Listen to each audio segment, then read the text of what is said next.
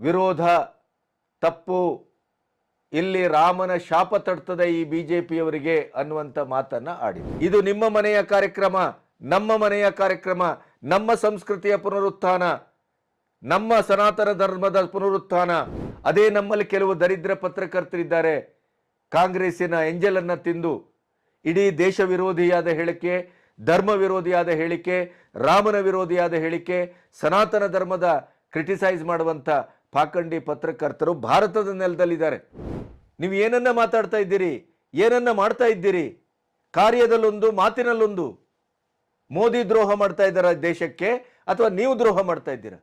ಇವತ್ತು ರಾಮ ಮಂದಿರದ ಈ ಉದ್ಘಾಟನೆಯನ್ನ ಅತ್ಯಂತ ವಿಜೃಂಭಣೆಯಿಂದ ಆಚರಿಸ್ತಾ ಇವೆ, ಮಾಧ್ಯಮದಲ್ಲಿ ಅದು ರಾಚುತ್ತಾ ಇದೆ.